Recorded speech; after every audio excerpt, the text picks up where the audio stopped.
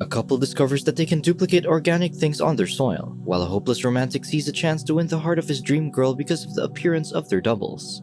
While Jack and Sally prepare dinner, their dog, Jackson, begins to whine at the door as he wants to go out into the backyard. Sally lets it out, then proceeds to continue preparing their meal. In the backyard, Jackson sniffs the patch of burnt ground. After a few seconds, the dog is electrocuted and then vanishes into thin air. They hear the crackle of electricity, so Sally and Jack immediately go to check it out. They look to the roof, where they hear their dog but find two Jacksons. After fetching the two dogs from the roof, the couple figure that Jackson was duplicated because of whatever is in their soil. Curious about how it works, Jack throws his shoe inside. When nothing happens, he places a flower pot inside. Sally doubts it will work, but a few seconds later, lightning flashes. Jack climbs to the roof to see two flowers and Sally looks astonished. That night, Sally can't sleep as she's thinking about the cloning soil and its possibilities. The following day, Jack sees his wife by the window, staring at the cloned flowers on the table. Later, he finds her rambling about how she's confirmed that the cloning soil can duplicate anything living or organic. Thus, she used it to clone foods such as eggplant, meat, and a chocolate cake. As she's about to eat one of the cakes, Jack tries to stop her, worrying that it could be poisonous. However, she takes a bite anyway, saying that it's fine. Jack thinks that they should tell someone, but Sally refuses to because the cloning soil might get taken away from them. Appalled by her behavior, Jack orders his wife to look in the mirror and reflect on the consequences. However, when she does, Sally is inspired by a different idea. Jack wakes up at night and hears that something broke in the kitchen. He gets up while Sally is still sleeping on the bed, then finds another Sally sweeping the broken glass in the kitchen. He later confronts the two Sallys. To confirm which one is real, he asks them where they went on their last date night. Both women simultaneously say the correct name of the restaurant, and even recount how Jack had an overcooked salmon that he had to send back. Pissed, Jack points out that what his wife did is messed up, and the two Sallys look at each other. In the morning, the original Sally prepares breakfast when she hears her husband and the clone Sally's muffled laughter in the bathroom. When she checks on them in the shower, she's hurt to find that her husband and the clone are having a good time. The man defends that they always shower together in the morning, but his real wife points out that it should be her whom he's with. Jealous, she storms off, and Jack follows her into the room, explaining that she and her clone share memories and experiences, making them the same person. He's also unsure which of them is the duplicate, but Sally insists that she's the original. To convince him, she kisses Jack while the other Sally looks on. That night, all three of them sleep on the same bed, with Jack in the center. The following day, both flowers are still alive and in full bloom. When Jack gets home, he walks into the living room to find the two Sallys laughing while watching TV. As soon as they see him, one of them asks for margaritas, so he goes to the kitchen to make them. That evening, Jack looks at photographs of him and his wife while pondering over their situation. He fears that the burnt ground and its duplicating properties have affected his relationship, so he grabs the clone food from the fridge and puts it all in the garbage bag while one of his wives looks on with concern. When Jack sleeps on the side of the bed, he watches his two wives cuddle up to one another and begins to feel like an outsider in his own home. The next day, Jack stands on a stool while fixing the ceiling of their living room, unaware that one of his wives approaches. Moments later, Jack is dead, and the two Sallys stare at his body. They then look at each other to figure out what to do. Together, they cover his corpse and hide it inside a closet. As one of the flowers withers, one of the Jacksons becomes immobile too. The two Sallys notice the faulty faucet, and one remembers that Jack was supposed to fix it. While they nap on the table, the remaining Jackson enters the room and licks Sally's feet. The dog's action wakes her up, and she smiles with relief when she sees something. She gets up and grabs the flower that's still in bloom, leaving the withered one and her other unconscious self behind. The surviving Sally is relieved to still be alive, though this doesn't necessarily confirm if she's the real one or the duplicate. Elsewhere, Booker eats ice cream while listening to the radio. He hears about doubles who changed their faces to make them look less like their other selves. With a spoon still in his mouth, he finds a picture of himself with his crush, Vera, surprising him. Moments later, he hears the door open. Later, he walks to the restroom and notices two identical toothbrushes. Because he lives alone, he finds this peculiar. Worried he might be late for work, he decides to use mouthwash instead. At work, Booker is in the middle of a meeting when he glances at Vera in the room next door. He can't help but smile as he watches her, though she appears to be very bored. However, as soon as he spots the image of the woman with her boyfriend, Brian, he immediately looks away. While having breakfast the next day, Booker watches a video of a female scientist talking about parallel universes. She illustrates this with a turkey sandwich wherein the fourth dimension, represented by the mayonnaise, is merely a thin layer separating them as each each slice is directly on top of one another. In another meeting, the company's vice president, Gary, gives positive feedback on the group's project and goes through their agenda for the meeting. However, another Gary walks into the office, distracting the employees. After noticing that they are looking at him, the first Gary follows their gaze and discovers that his double is standing outside. The two approach each other, shocked to see their double selves. In his car, Booker and his colleague, Hugo, talk about the strange situation. Hugo wonders if the company will keep both Garys employed, though that can't be since the company can't have two vice presidents. Reflecting on their boss's situation, Booker shares about the program that discussed parallel universes and how it's collapsing. He points out that he now has two toothbrushes, and one of them probably belongs to his other self, who, as far as he knows, hasn't appeared yet. Booker wonders what the other version of him is like, and his friend believes the other him would be promiscuous. His friend disagrees and says most of his other selves would probably be sad or pathetic. Suddenly, Hugo's phone rings as his other version calls. Booker convinces his hesitant friend to answer the call, so Hugo goes outside to speak to his double. When Vera and Brian appear and head to their car, Booker watches them. The man follows them when they drive away, leaving Hugo behind. While driving, Booker hears the report of a worldwide crisis due to the unexplained phenomenon of doubles. There are also abnormal rains, but the reporter assures the public that it doesn't connect to the space-time anomaly. The anomaly has caused many reactions from those who meet their doubles, with some struggling and rioting while others are taking advantage of being able to take on more responsibilities. As the couple stops at a house, Booker parks across them, watching as they head inside. Later that night, he's talking to a customer service while watching TV. When the agent on the phone places him on hold, he sees a vision of his other self being intimate with a woman across the room. When the agent returns, the call suddenly gets disconnected. He checks the other room again and sees another version of himself getting action with his third self. Booker dismisses these visions and changes the channel on the TV. The program shows Paul, an expert on doubles, who claims that the strange appearance of clone individuals are unpredictable, just like how the original Paul woke up confused when he saw his other self.